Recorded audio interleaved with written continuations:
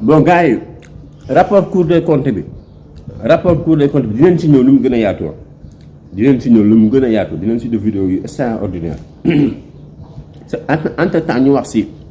ndaw si Sarr mais yow nga ne gëm naa ne audio yi dëgg la waaye ñi ñu cité si audio yi mosulaa leen a raconté yaa mën a meew yaa mën a fen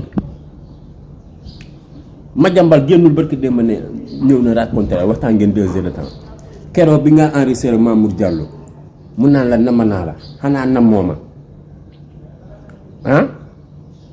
te ñaar ñoogu cité na leen si audio yi lan moo tax nga mën a duwul Adji Sarr yow di yaa waxal sa bopp kan la sa xel lem bi ngaa wax yaa ne fii am si ne sa kilifa la sa sëriñ la keroog bi la kii interviewé Kaliphone Sall mu laaj la si nga mu insister nga ne doo si wax parce que kii sama kilifa la boobu xamoon naa li nga xam audio yu dëgg la waaye ñi si cité mësuma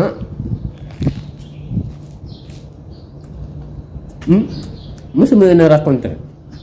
te Madiambal génn fii wax ne ñëw na si yow seet la waxtaan ngeen 2 heures de temps Mamour Diallo wax ñu noppi yaa ko enregistré sa bopp ba mu naan la xanaa na moo woon xanaa na moo woon fu mu am kañ kooku daa ngeen gisa mën na duul am si ñes yaa ma proposé pour mu takk ma kàcc bu bëgg dee yow